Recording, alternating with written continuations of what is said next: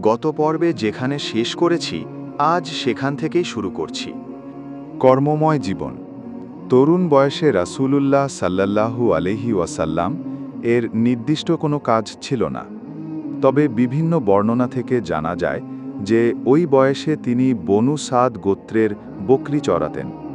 তাছাড়া কয়েক কিরাত মজুরির বিনিময়ে মক্কার বিভিন্ন লোকের বকরিও চরাতেন।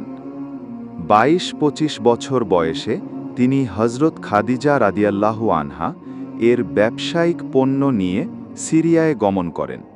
ইবনে ইসহাকের বর্ণনায় জানা যায় যে হযরত খাদিজা রাদিয়াল্লাহু আনহা বিনতে খুয়াইলিদ জনৈকা অভিজাত বংশীয় এবং ধনবতী মহিলা ছিলেন।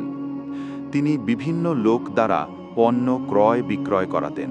তার একটি লভ্যাংশ নিজে গ্রহণ করতেন এবং একটি অংশ সে লোককে দিতেন যাকে দিয়ে কেনাবেচা করানো হতো।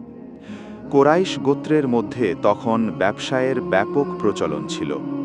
হযরত খাদিজা রাদিয়াল্লাহু আনহা রাসূলুল্লাহ সাল্লাল্লাহু আলাইহি ওয়াসাল্লামের সততা, সচ্চরিত্রতা এবং নম্রতার কথা শুনে তাকে নিজের ব্যবসায় নিয়োগের জন্য তার নিকট প্রস্তাব প্রেরণ করলেন।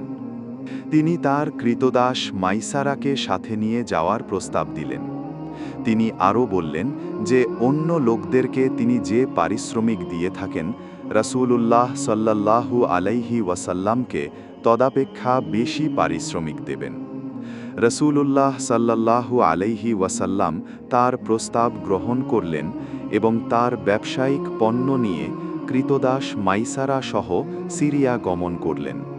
বিবি খাদিজার সাথে শুভ পরিণয়। রাসূলুল্লাহ সাল্লাল্লাহু আলাইহি ওয়াসাল্লাম ব্যবসায়িক সফর থেকে প্রত্যাবর্তনের পর হযরত খাদিজা রাদিয়াল্লাহু আনহা দেখলেন যে অতীতের তুলনায় এবার তার ব্যবসায় লাভ অনেক বেশি হয়েছে। এছাড়া তিনি কৃতদাস মাইসারার নিকট রাসূলুল্লাহ সাল্লাল্লাহু আলাইহি ওয়াসাল্লাম এর উন্নত চরিত্র, সততা এবং ন্যায়পরায়ণতা ইত্যাদির অনেক প্রশংসা শুনলেন। এসব শুনে তিনি মনে মনে রাসূলুল্লাহ সাল্লাল্লাহু আলাইহি ওয়াসাল্লাম এর প্রতি অনুরক্ত হয়ে পড়লেন। উল্লেখ্য যে এর পূর্বে মক্কার বড় বড় সর্দার এবং গণ্যমান্য লোকেরা হযরত খাদিজা রাদিয়াল্লাহু আনহাকে বিয়ের প্রস্তাব প্রদান করেছিলেন। কারও প্রস্তাব তিনি গ্রহণ করেননি। কিন্তু এবার তিনি তার মনের কথা নিজের বান্ধবী নাফিসা বিনতে মুনাব্বিহের নিকট ব্যক্ত করলেন। নাফিসা আল্লাহর রাসূল সাল্লাল্লাহু আলাইহি ওয়াসাল্লামের নিকট গিয়ে কথা বললেন। রাসূলুল্লাহ সাল্লাল্লাহু আলাইহি ওয়াসাল্লাম সম্মত হয়ে তার চাচাদের সাথে পরামর্শ করলেন। তার চাচারা তখন হযরত খাদিজা রাদিয়াল্লাহু আনহা এর চাচার সাথে বিষয়টি নিয়ে আলোচনা করলেন এবং বিয়ের প্রস্তাব প্রেরণ করলেন। যথারীতি বিবাহ হয়ে গেল। বিয়েতে বনু হাশেম এবং মুজার গোত্রের গণ্যমান্য লোকেরা উপস্থিত ছিলেন। সিরিয়া থেকে ব্যবসায়িক সফর সমাপ্ত করে ফেরার ২ মাস পর এ বিয়ে অনুষ্ঠিত হয়। আল্লাহর রাসূল বিয়ের মোহরানা স্বরূপ ২০টি উট দিয়েছিলেন। এ সময় হযরত খাদিজা রাদিয়াল্লাহু আনহার বয়স ছিল ৪০ বছর।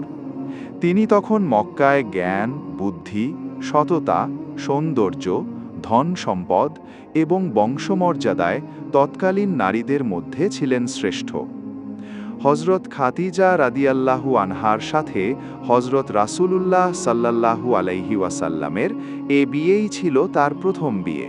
হযরত খাদিজা রাদিয়াল্লাহু আনহায়ের জীবদ্দশায় রাসূলুল্লাহ সাল্লাল্লাহু আলাইহি ওয়াসাল্লাম আর কোনো বিয়ে করেননি। ইব্রাহিম ব্যতীত রাসূলুল্লাহ সাল্লাল্লাহু আলাইহি ওয়াসাল্লামের সকল সন্তান ছিলেন হযরত খাদিজা রাদিয়াল্লাহু আনহা এরই গর্ভজাত। হযরত খাদিজা রাদিয়াল্লাহু আনহা এর প্রথম সন্তান ছিলেন কাসেম। এ কারণেই হযরত মুহাম্মদ সাল্লাল্লাহু আলাইহি ওয়াসাল্লামকে বলা হতো আবুল কাসেম বা কাসেমের পিতা। কাসেমের পর জন্মগ্রহণ করেন যথাক্রমে জায়নব, রোকাইয়া, উম্মে কুলসুম, ফাতেমা এবং আব্দুল্লাহ। আব্দুল্লাহ তুইয়েব তাহের নামেও পরিচিত ছিলেন। আল্লাহ রাসূল সাল্লাল্লাহু আলাইহি ওয়াসাল্লামের পুত্র সন্তান সকলেই শৈশবে মৃত্যুবরণ করেন। কিন্তু কন্যাগণ সকলেই ইসলামের জামানা পেয়েছিলেন এবং তারা সকলেই ইসলাম গ্রহণ ও হিজরতের গৌরব লাভ করেছিলেন। তবে একমাত্র হজরত ফাতেমা রাদিয়াল্লাহু আনহা ছাড়া অন্য সকলেই রাসূলুল্লাহ সাল্লাল্লাহু আলাইহি ওয়াসাল্লামের জীবদ্দশাতেই ইন্তেকাল করেন। আর হজরত ফাতেমা রাদিয়াল্লাহু আনহা তার পিতা রাসূলুল্লাহ সাল্লাল্লাহু আলাইহি ওয়াসাল্লামের ইন্তেকালের মাত্র 6 মাস পর পরলোক গমন করেন। নবী করিম সাল্লাল্লাহু আলাইহি ওয়াসাল্লামের এই ঘটনার পরের অংশ জানতে ইনশাআল্লাহ সামনে পর্বে থাকুন।